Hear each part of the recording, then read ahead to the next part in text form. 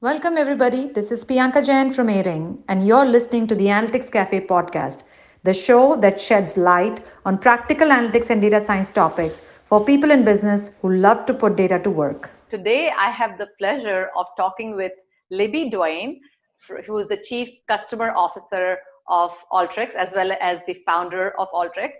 And such a pleasure to have you here, Libby. Yeah, and we are going to be talking about diversity and analytics, so timely given all the things that are going on here in US and across the world.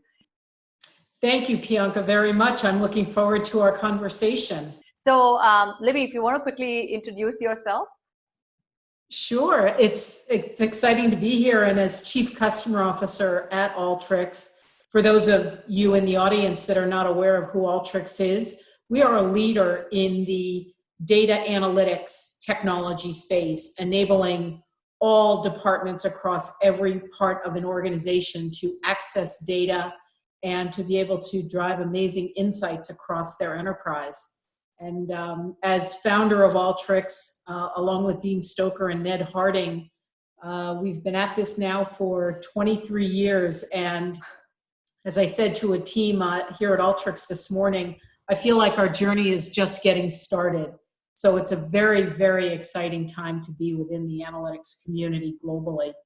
That's awesome. That's awesome. And I my experience with Alteryx has been also tremendous. I experienced it about a decade ago when the access, the data democratization had just started, where people were like, oh, how do we get access to not only just the framed and cubed data, which was available in most of the business objects of the world that time. From there to how do we get access to more detailed data to everybody at right level.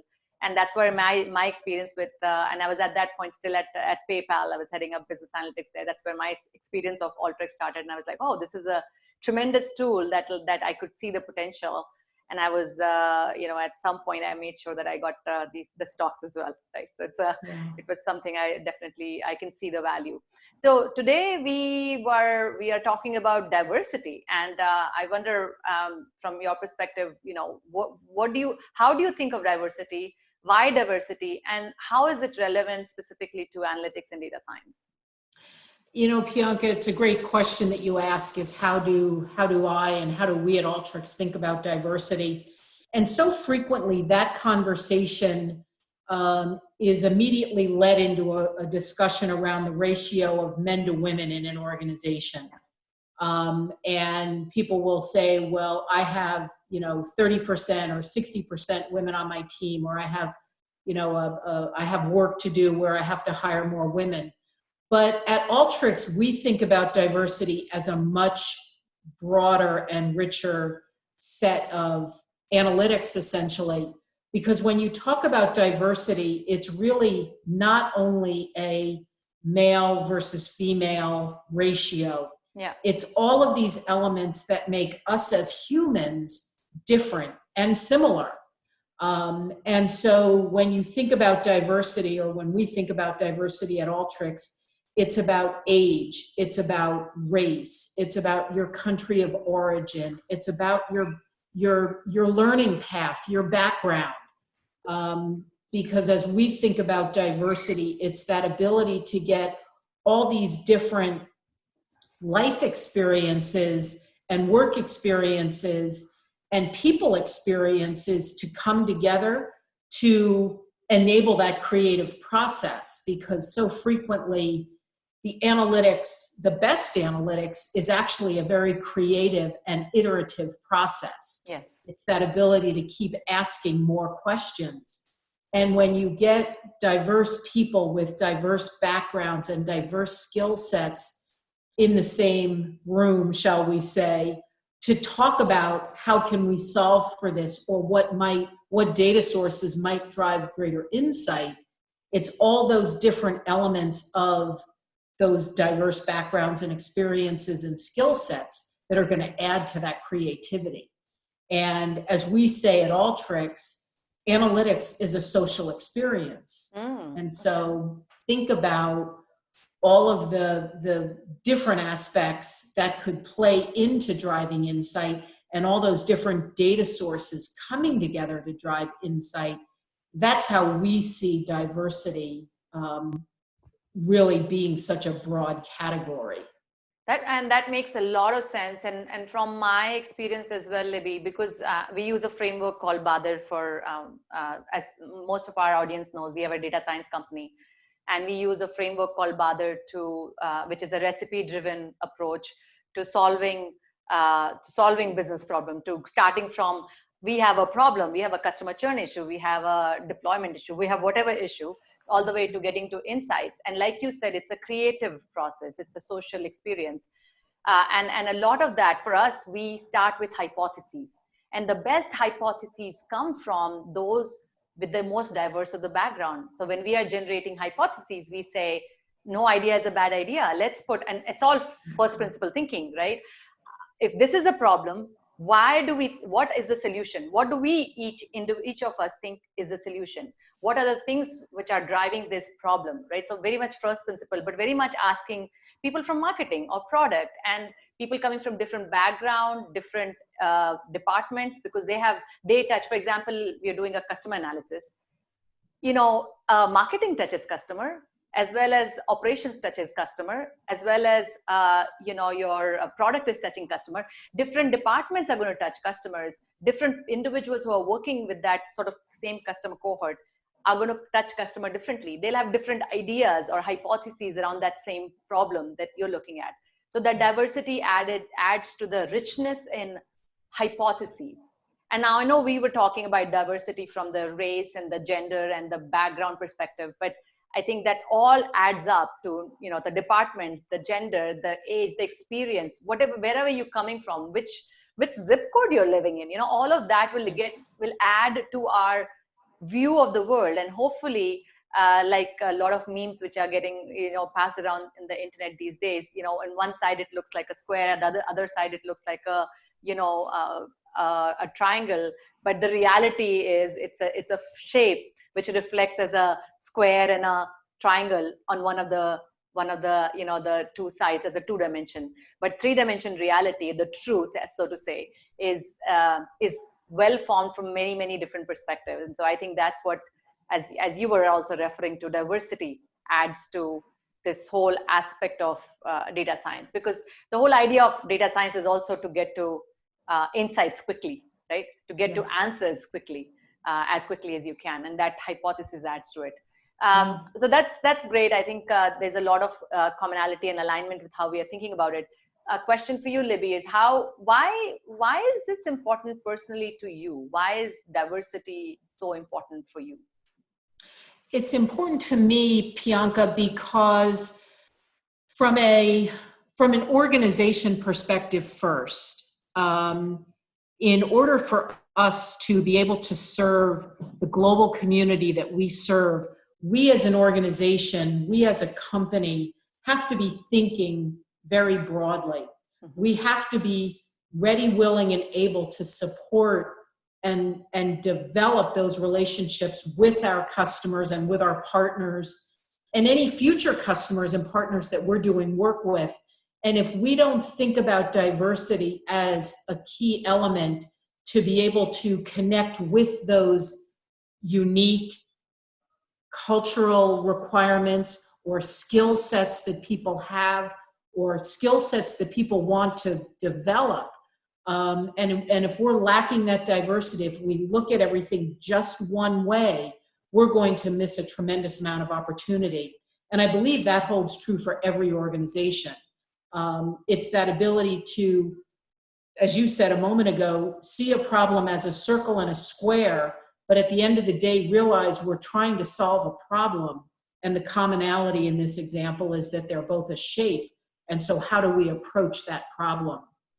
And so from a diversity perspective, we have to not only be aware of the diversity and the importance of diversity, but also bring and include this whole conversation of inclusion is bring that diversity, bring those different people, include them in the process to be able to solve for the right answer around an analytics problem. And from a diversity perspective, the other reason that we see it as so important is that when you bring that diversity into problem solving, it's proven from both McKinsey and PwC, who have done studies with leaders from their respective client organizations. Organizational leaders are looking for that diversity because they know that it's going to drive better value, better business performance that's going to impact both top and bottom line revenue.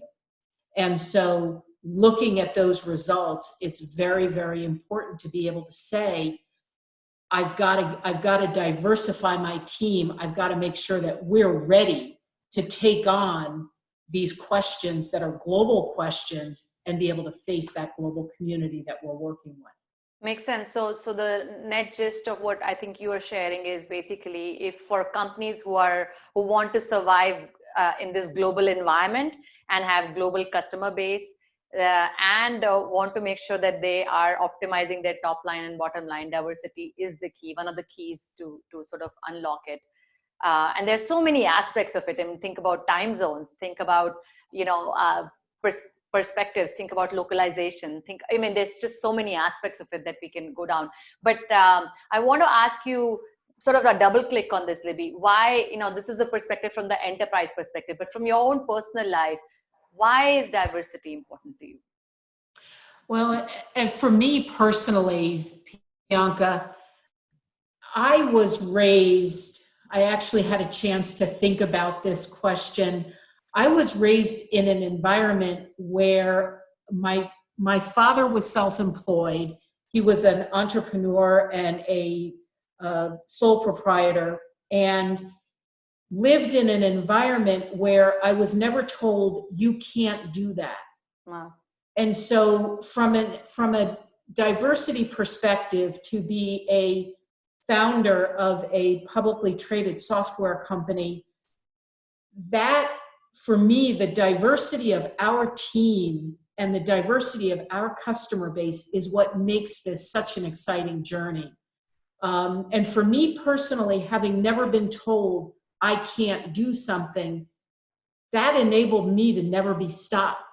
Yeah. And I believe that the diversity of an organization and having diversity as a key part of the culture of an organization helps every company really blossom and grow. And being open to those different ideas, new ideas, different ways of approaching a problem is so key. As you said, to be a global company, you've got to be thinking globally and acting globally. And when you create the makeup of your organization to look like a global community, you're then able to serve that global community. And that's where diversity absolutely plays a key role. Well, that's an excellent point there. And with the nuance of, you can only serve your customer that looks like your employees, right, in a way. So you have to sort of have a reflection of both inside out from that perspective. And such a gift your father and your parents gave you when they say you can't be anything. And I'm hoping to do the same for my daughter. I have a 6-year-old, and pretty much when she says, Mom, I wish I can fly, I said, yeah, potentially. Like, I think, why not? Yeah, think about it. Yeah, and you just touched on something, Bianca, that I think is key for all of our listeners to be aware of, and that is what you just said about your six-year-old daughter. I've learned, as I've been in this discussion around diversity over the last few years, that parents of young children today tell me that even in school today, their first graders, third graders, sixth graders, ninth graders are being instructed by teachers that are actually saying, boys do this and girls do this. And I heard this and I said, wait a minute, what's wrong with this picture? This is actually influencing the lack of diversity that we're experiencing in the workplace now. Absolutely. So we as leaders, not just you and I, but everyone on this listening audience has to be thinking about how do we break that cycle in schools today, going back to, first grade. Yeah. How do we break that cycle so that boys and girls are thinking about how do we solve this together? how do we come together, regardless of your gender, your race, your age, your religion, your country of origin? How do we come together to solve? And so we have to talk to all levels of education leaders today about the importance of bringing teams together to solve problems, so people get used to working with, children get used to working with and playing with and solving with those individuals that are different than them, that have that diversity, because that diversity is going to bring that creativity to solving. Yeah, that's such a good point. I actually on purpose got my daughter. My daughter still loves pink and purple, although there's nothing I do to support that. But so I got her her first, after many years of doing balance bike. She was an early biker, so I got her a BMX bike, which was green on purpose. And Yeah. she asked me, "Mom, I want purple." I'm like, I think this looks beautiful, and I'm got a matching green helmet for her. This is me being purposefully deliberate about making sure, and then there's so many of these instances which happen around in our household where I keep sort of giving her, because like you said, there's a lot of outside influences of still people having that ideas about gender, as well as you do this, that this, or this cannot be done, this should not be done. And I'm on a deliberate basis, I'm basically on a daily and deliberately I'm basically sort of undoing that by sort of emulating, because you can't talk unless you walk that, and so I'm walking it with her. But going back to sort of specifically to our conversation, to a lot of our audience who are in data science and professional world, this whole aspect, which is the whole transformation which is going on in Americas and outside, it looks very much like a cultural event, right? It's a cultural transformation that this country is going through, which is, there is the whole history of slavery, and then from there, how did we come to be? It looks very much it looks like it's in the social fabric, but it doesn't look real, because in the world of business, we say, hey, I have blacks working with me, I have browns working with me, I have different colors and different, so especially in Silicon Valley, it feels like not real. This issue is not real because we have so much diversity. When I'm talking to some individual, I'm collaborating with them, I almost don't even know where, unless there's an accent, you don't even think about where they come from, or, where you're just sort of like putting your heads together. How do we, for people who are in the professional world who say this does not exist, right? That there is no disparate, there is no, we are very diverse already from the professional world. And this thing that is going on is only existing in the social, economic sort of world out there. How do you respond to that? Or how does that translate, the professional world and then our personal worlds of what we are seeing happening to George Floyd's of the world? How does it sort of come together? Yeah. Well, and as you bring this up, Priyanka, I actually had this conversation within Alteryx not too long ago, and it starts at home. We all have to be thinking about those biases, whether they're conscious or unconscious biases that we may have as humans. And by being aware of them, that's the first step.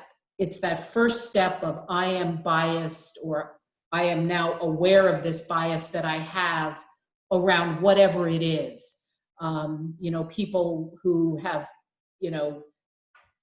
different ways of looking at problems, it's as long as I'm aware of the bias that I have, then I can do something about it, or choose to not do something about it.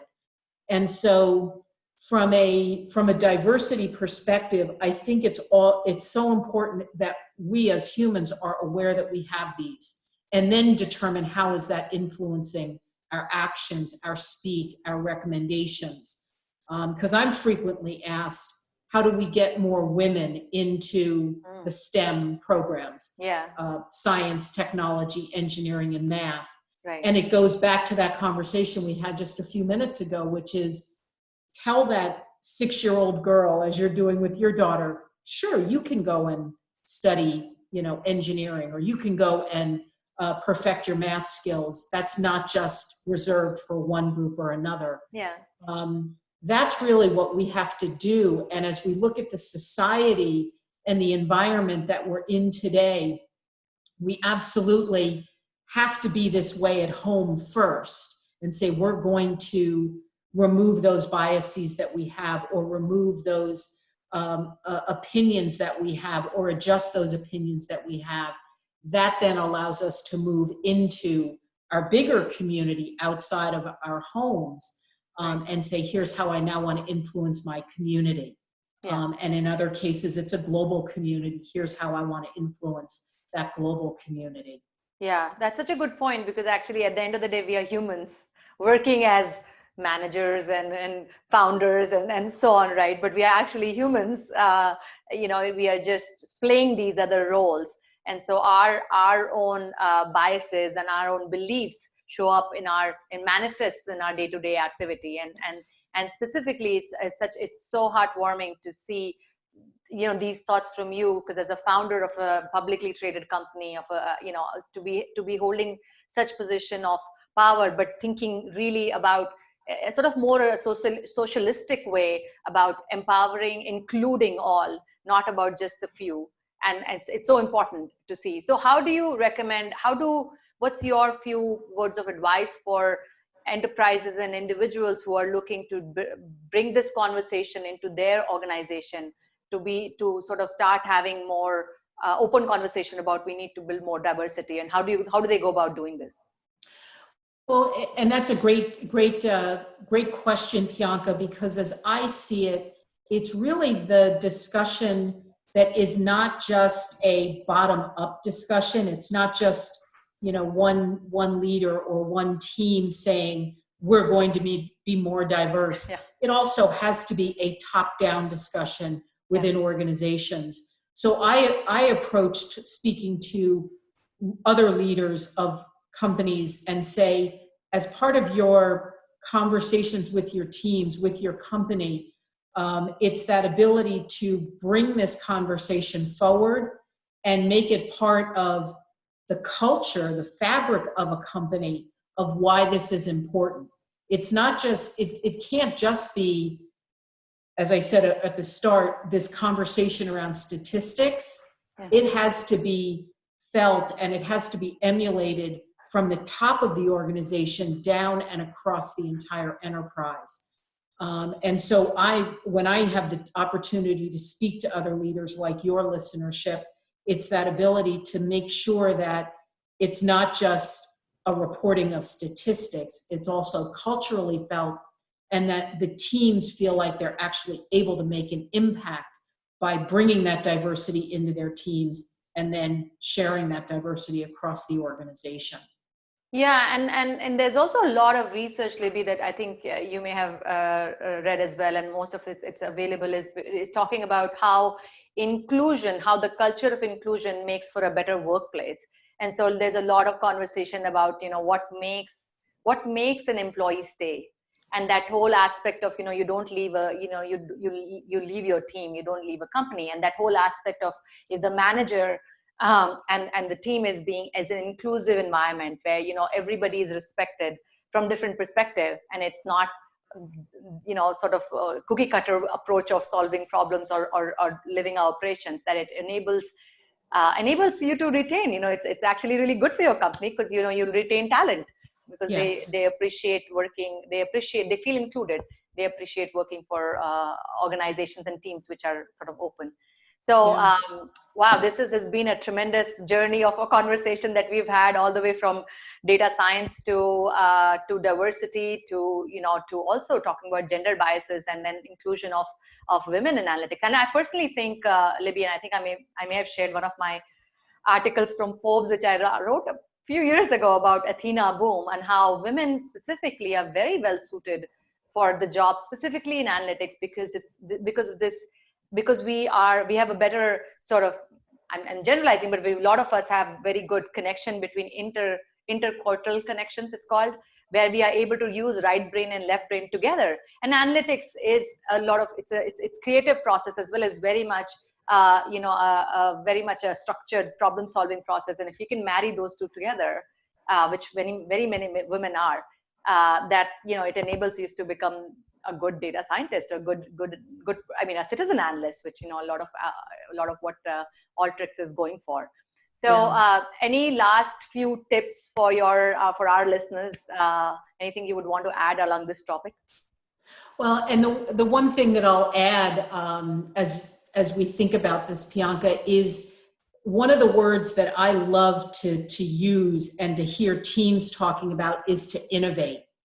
And according to the Greatest Places to Work back in 2018, going back a couple of years, they said that when employees feel like they're able to be themselves at work, whoever they are, men, women, young, old, Black, white, Asian, whatever it is, those employees are 6 times more likely to innovate. Wow. And when you have innovation going on across your teams, as leaders, there's nothing more than that we could ask for, is that ability to approach problems creatively, approach solutions that are going to change the way we're doing business, that are going to drive greater insights. And so if I were to close with one thought, as leaders, it's that ability to empower innovation across your teams. Wow, so powerful, Libby. This is so tremendous. So not only letting people be themselves is so important, because it actually helps your bottom line and top line. So it makes sense and make things inclusive. It's been a pleasure talking to you, Libby. I hope our viewers think, and our viewers and audience think the same. For those who are looking to follow you or get in touch with you, Libby, what is the best way for them to get in touch? Please follow me on LinkedIn, Libby Duane Adams. On LinkedIn, I'd love to jump into conversations with you. That's wonderful. All right, for folks, this is our episode on diversity and analytics. And I hope you enjoyed it. And we'll see you. And as always, feel free to comment. We'll continue this conversation online, offline. And we'll see you next time.